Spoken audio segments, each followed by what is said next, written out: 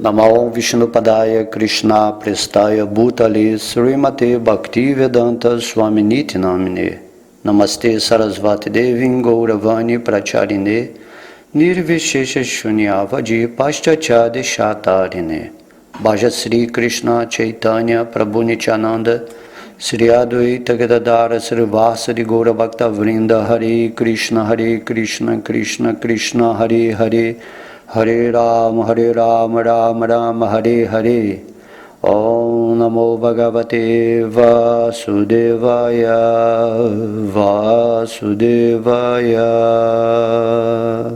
Haribol, todas as glórias aos devotos reunidos.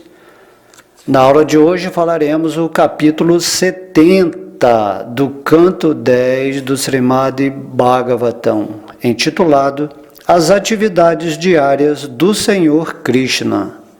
Em resumo a esse capítulo é dito sobre as atividades diárias do Senhor Sri Krishna e duas propostas que lhe foram apresentadas, uma por um mensageiro de Dwaraka e outra pelo sábio Narada. Nas primeiras horas da manhã, o Senhor Krishna levantava-se e banhava-se com água limpa. Depois de realizar os rituais da madrugada e outros deveres religiosos, ele oferecia oblações no fogo do sacrifício, cantava o mantra Gayatri, adorava e pagava tributo aos semideuses sábios e antepassados, e oferecia respeito aos brahmanas eruditos.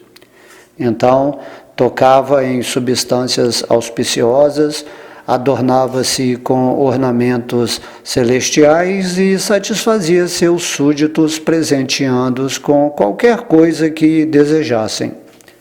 Daruka, o quadrigário do Senhor, trazia sua quadriga e o Senhor montava nela e dirigia-se para o salão de assembleias reais. Quando tomava seu lugar na assembleia, rodeado pelos Jadavas, ele parecia a lua rodeada pelo círculo de estrelas chamada Nakshastras. Trovadores recitavam suas glórias ao acompanhamento de tambores, símbolos, vinas e outros instrumentos. Certa ocasião, os porteiros escoltaram um mensageiro até o salão de assembleias. O mensageiro ofereceu prostradas reverências ao Senhor e depois de mãos postas dirigiu-se a ele. Ó Senhor, Jarasandha capturou 20.000 reis e os mantém prisioneiros. Por favor, fazei alguma coisa, pois todos esses reis são vossos devotos rendidos.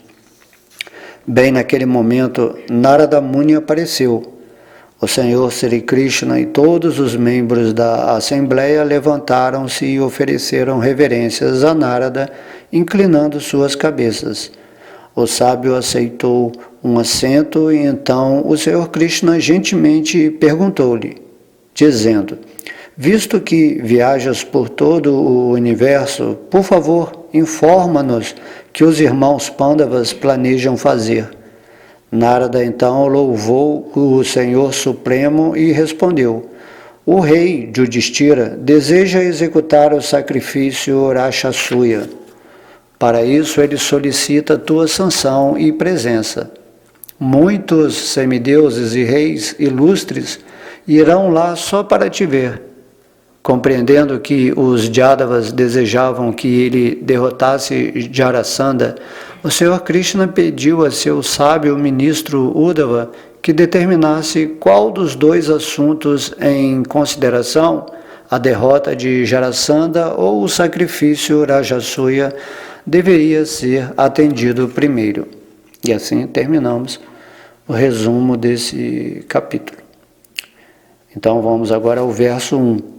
Shukadeva Goswami disse: ao aproximar-se a aurora, as esposas do Senhor Madhava, cada qual abraçada ao redor do pescoço por seu marido, amaldiçoavam os galos que cantavam. As senhoras ficavam perturbadas porque agora teriam de se separar dele.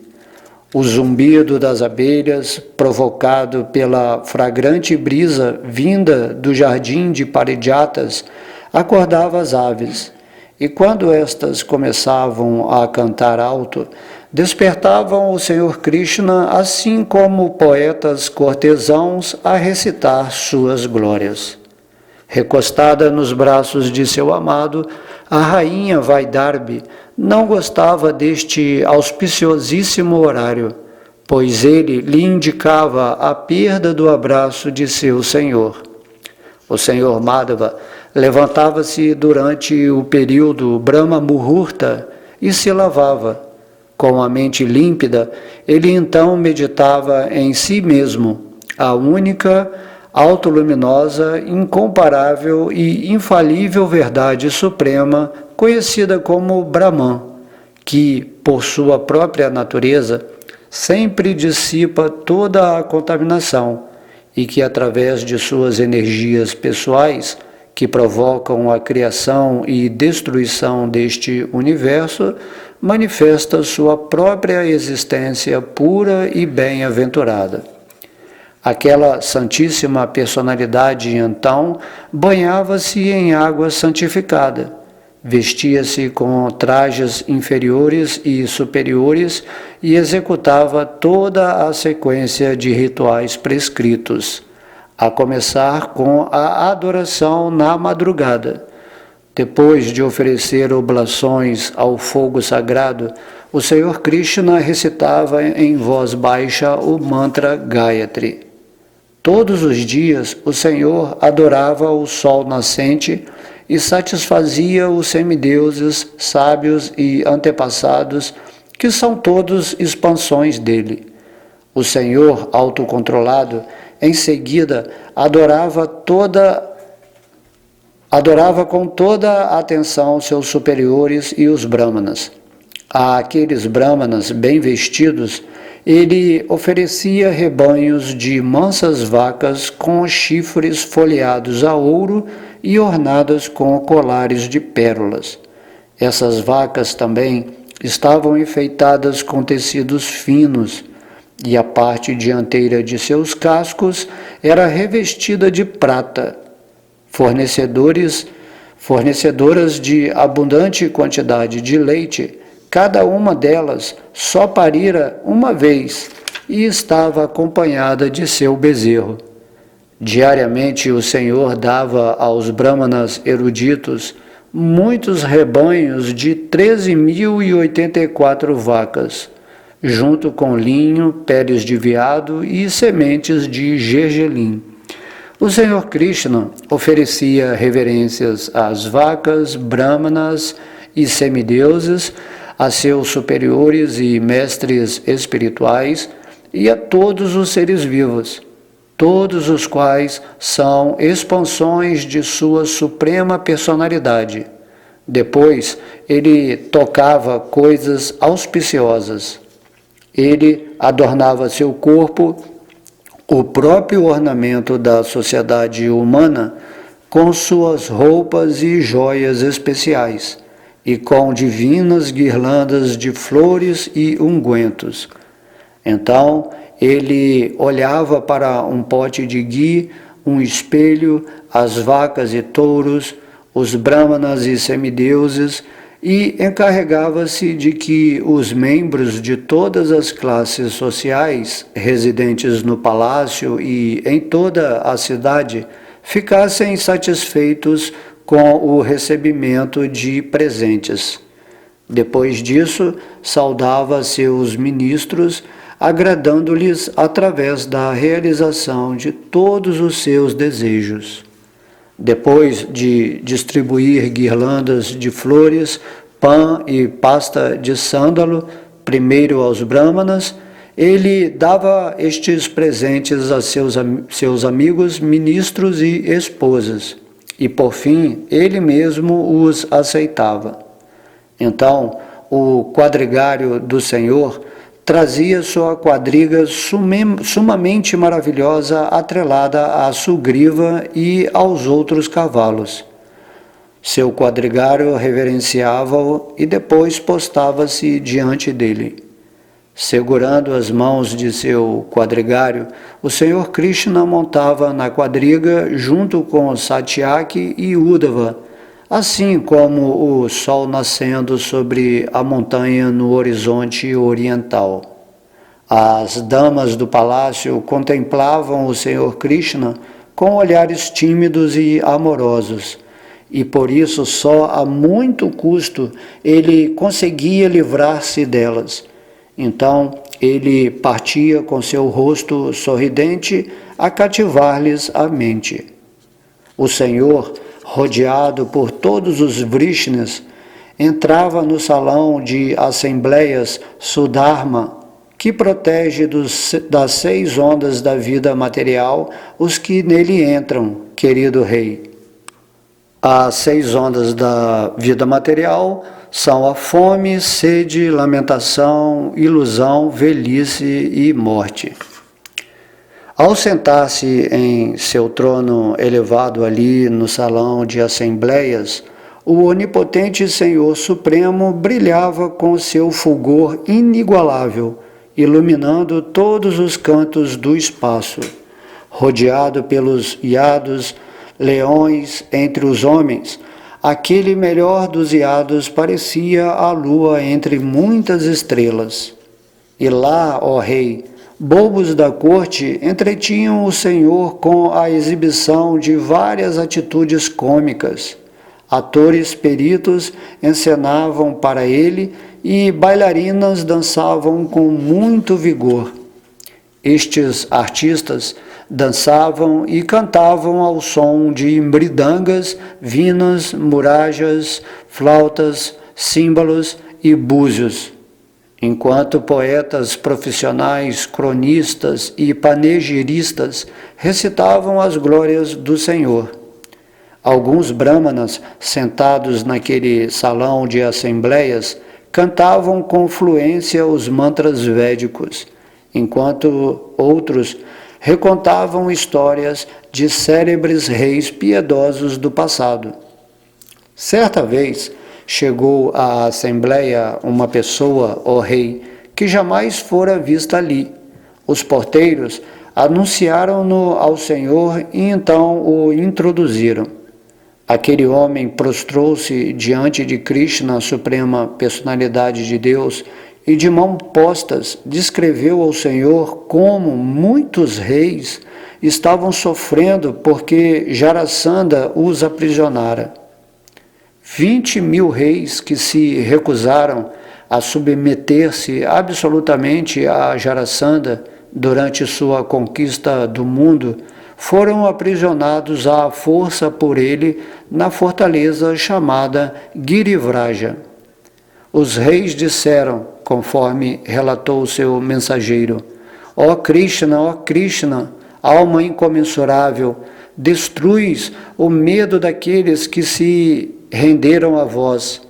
Apesar de nossa atitude separatista, nós, por medo da existência material, viemos buscar vosso abrigo.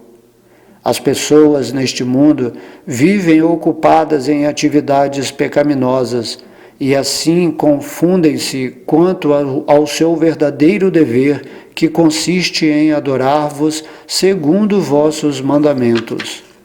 O cumprimento deste dever, em verdade, lhes traria boa fortuna.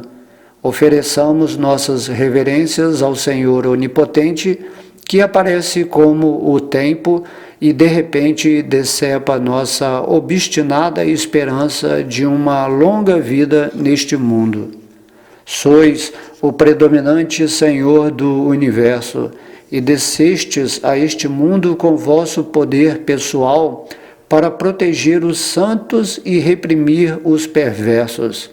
Não podemos compreender, ó Senhor, como alguém pode transgredir vossa lei e ainda continuar a gozar os frutos de seu trabalho. Ó Senhor, com este corpo semelhante a um cadáver, sempre cheios de medo, carregamos o fardo da felicidade relativa dos reis, que é tal qual um sonho. Dessa maneira, rejeitamos a verdadeira felicidade da alma, que vem para aquele que vos presta serviço abnegado. Sendo tão miseráveis, apenas sofremos nesta vida sob o encanto de vossa energia ilusória. Portanto, já que vossos pés aliviam o sofrimento dos que se rendem a eles, por favor, libertai a nós, prisioneiros, dos grilhões do karma, manifesto como o rei de Magadha, controlando sozinho a valentia de 10.000 elefantes enlouquecidos. Ele nos prendeu em sua casa, assim como um leão captura ovelhas. Ó portador do disco, vossa força é ilimitada. E por isso, 17 vezes subjugastes Jarasandha em combate. Mas depois, absorto em afazeres humanos, permitistes que ele vos derrotasse uma vez. Agora, ele está tão cheio de orgulho que ousa atormentar a nós, vossos súditos. Ó invencível, por favor, corrige esta situação. O mensageiro continuou: esta é a mensagem dos reis aprisionados por Jarasandha, todos os quais anseiam por vossa audiência, tendo-se rendido a vossos pés. Por favor, concedei boa fortuna àquelas pobres almas. Então, Shukadeva Goswami disse: depois que o mensageiro dos reis falara essas palavras, Narada, o sábio entre os semideuses, de repente apareceu, tendo no alto da cabeça uma massa de dourados cachos de cabelos entrelaçados. O refugentíssimo sábio entrou no salão tal qual o sol brilhante. O Senhor Krishna é o mestre adorável até mesmo dos governantes dos planetas, tais como o Senhor Brahma e o Senhor Shiva. Contudo, logo que viu Narada Muni chegar, ele, junto com seus ministros e secretários, levantou-se alegremente para receber o iminente sábio e oferecer suas respeitosas reverências, curvando a cabeça.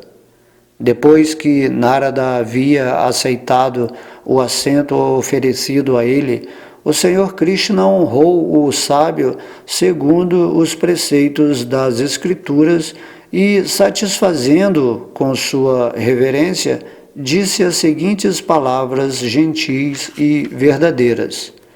O Senhor Krishna disse: é certo que hoje os 3 mundos libertaram-se de todo o medo, pois esta é a influência de uma personalidade tão formidável como tu, que viajas à vontade por todos os mundos.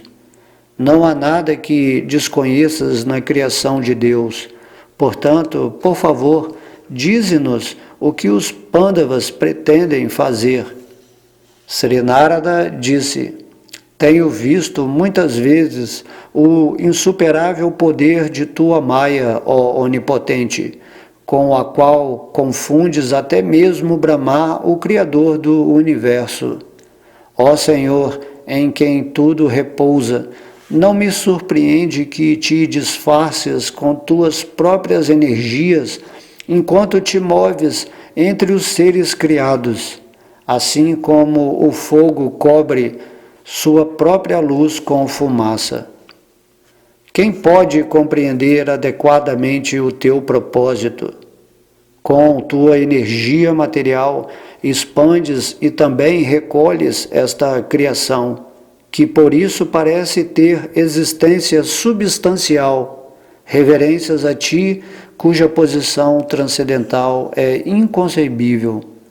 O ser vivo, capturado no ciclo de nascimentos e mortes, não sabe como livrar-se do corpo material, que lhes traz tantos problemas.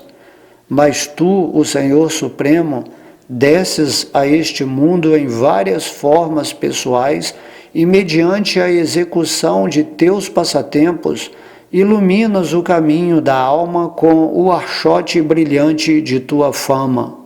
Por isso, rendo-me a ti. Não obstante, ó verdade suprema, a interpretar o papel de um ser humano, eu te direi o que teu devoto Yudhishthira Maharaj, o sobrinho de teu pai, tenciona fazer. Desejando soberania incomparável, o rei Yudhishthira pretende adorar-te com o mais formidável sacrifício de fogo, o Rakshasuya. Por favor, abençoa seu esforço. Ó Senhor, semideuses elevados e reis gloriosos, ávidos de te ver, irão todos àquele melhor dos sacrifícios. Ó Senhor, se até mesmo os párias se purificam por ouvir e cantar tuas glórias e meditar em ti, a verdade absoluta, que se dizer então daqueles que te veem e tocam? Meu querido Senhor, és o símbolo de tudo que é auspicioso. Tua fama e nome transcendentais estendem-se como um dossel sobre todo o universo, incluindo os sistemas planetários superiores, intermediários e inferiores. A água transcendental que lava teus pés de lótus é conhecida nos sistemas planetários superiores como o rio Mandakini, nos sistemas planetários inferiores como o Bhogavati e neste sistema planetário terrestre como o Ganges. Esta água sagrada e transcendental corre por todo o universo, purificando todos os lugares por onde passa. Então, Shukadeva Goswami disse: quando seus partidários, os Jadavas, objetaram esta proposta devido à avidez de derrotar Jarasandha, o Senhor Keshava voltou-se para seu servo Uddhava e, sorrindo, dirigiu-se a ele com belas palavras. Krishna diz: és de fato nosso melhor olho e amigo mais íntimo, porque conheces perfeitamente o valor relativo de várias espécies de conselho. Portanto, por favor, dize-nos o que deve ser feito nesta situação. Confiamos em teu julgamento e faremos o que disseres. Shukadeva Goswami continuou: solicitado assim por seu mestre, que embora onisciente, agia como se estivesse perplexo. Uddhava aceitou esta ordem sobre sua cabeça e respondeu o seguinte. E assim terminamos esse capítulo 70, mostrando aqui, a história desse mensageiro, O mensageiro deixou Krishna agora na dúvida se ele ia lá libertar os reis que estavam presos por Jarasandha, ou se ele ia no sacrifício, Rajasuya de Yudhishthira Maharaj, que era um grande ritual para purificar o planeta inteiro, para ele agir como o rei aqui do planeta.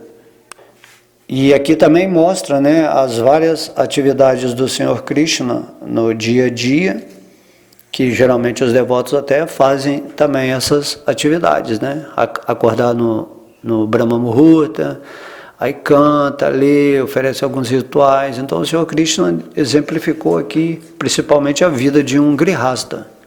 E também um ponto interessante nesse capítulo é que as rainhas odiavam as atividades de Krishna, porque sempre que ele ia executar os rituais significa que ele saía da presença delas. Então essa é um egoísmo transcendental. Quando você está com Krishna, você não aceita que Krishna saia para fazer nada, mesmo que seja coisas boas. Então essa é a natureza do amor. Lógico que elas não é assim radical, mas a natureza do amor é essa. Quando você está apegado a Krishna, você quer ficar só com Krishna. Então elas não gostavam quando o galo cantava, não gostava quando as flores exalavam aquele cheiro maravilhoso, aí o Senhor Krishna levantava, mas ela só pensava assim, não pensava na beleza, do cenário que estava acontecendo para iniciar uma vida onde a pessoa ia cultivar a vida espiritual, né? Ela só pensava assim, não, isso aí não é bonito, porque vai afastar Krishna da gente. Mas mesmo assim ele ia, né? Porque Krishna estava fazendo o papel de ser humano e ele estava dando um exemplo de como deve se comportar, né? Um marido ideal da classe grihasta. E também fala assim que Krishna, né? Ele era imponente, né? E quando a gente lê esses versos aqui, mas como dava 13.000 vacas por dia e fazia... Mas Krishna não fazia isso porque, né, ele se expande, né? Então ele pode fazer tudo o que ele quiser, e quando ele entrava na assembleia, assim, ele era como o sol, né? Ou como a lua, como fala aqui, no meio das estrelas, ele tinha essa refulgência. Então quando Krishna está participando, né, de um governo, que ele está instalado num determinado sistema espiritual, ele é o centro refulgente de tudo. Todo mundo está à volta dele. E aí chegou essa questão, né, que quando veio esse mensageiro dos reis e Narada Muni, né, pedindo para ele ir lá participar do sacrifício de Yudhishthira, que é o irmão mais velho dos Pandavas, né, é quem vai, né, ficou, né, no governo do planeta depois que houve, né, o final da batalha de Kurukshetra. Então, Arjuna, Bhimacena, Nakula, Sahadeva, todos eles são irmãos, né, de Yudhishthira. Então aqui, próximos capítulos, aguardem que nós vamos ver a resposta de Uddhava, que era um conselheiro espiritual de Krishna, né? Então Krishna também tem até uma coisa interessante, né? Quando chegou esse mensageiro, ele prestou reverências a Krishna. Mas quando chegou Narada Muni, o próprio Deus prestou respeito a Narada Muni. Tanto né, a validez, né, assim, o valor de um devoto puro nesse mundo material. Então Krishna, ele deu o exemplo, apesar de ele ser o próprio Deus, apesar de ele ser adorado por Narada Muni, né, a vida de Narada Muni é simplesmente pregar as glórias de Krishna.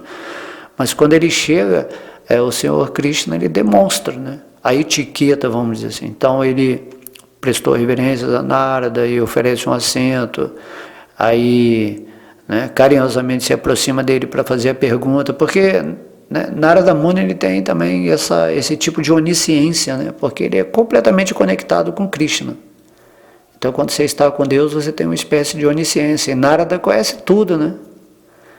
Ele é um pregador fabuloso, né? Todo mundo tem que almejar essa posição de Narada Muni, e aí você vai poder viajar naquele corpo, né? Ele tem um corpo espiritual, assim. Então ele viaja pelo mundo espiritual, pelo mundo material, né? Quem não queria isso, né? Você está viajando por todo o universo e pregando sobre Krishna. E Krishna ali, né, no coração de Narada Muni, potencializando ele. Então, imagina quantos lugares maravilhosos, quantas pessoas incríveis, quanto aprendizado, experiências, né, que a gente nem pode definir, né, porque a gente está aqui nesse corpo material limitado, para ir de um lugar para outro, dá tanto trabalho de manter uma relação, tudo é muito complicado. Então esse é o mérito de uma pessoa que tem um corpo espiritual e vive aqui no mundo pregando sobre Krishna, né?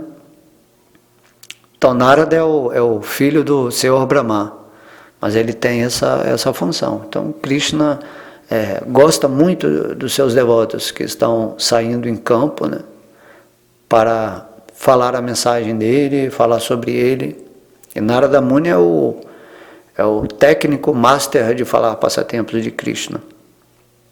Então é isso. E aí depois Narada dá umas instruções filosóficas aqui, fala sobre o valor supremo de Krishna, fala das almas que estão tendo o fardo, né, de buscar essa felicidade relativa dos reis, que é tal como sonho, e dessa maneira, né, a pessoa rejeita a verdadeira felicidade da alma, mas que vem, né, essa felicidade vem do serviço abnegado aos pés de lótus de Krishna. E aí vai tendo todos os versos maravilhosos, né, que podemos meditar profundamente em cada um deles. Ok? Então espero que vocês tenham gostado. Todas as glórias são Sri Sri Radha Krishna, Gaura Nitai, todas as glórias são ao Mahamantra Hare Krishna, todas as glórias são a Srila Prabhupada e aos devotos reunidos. Haribol.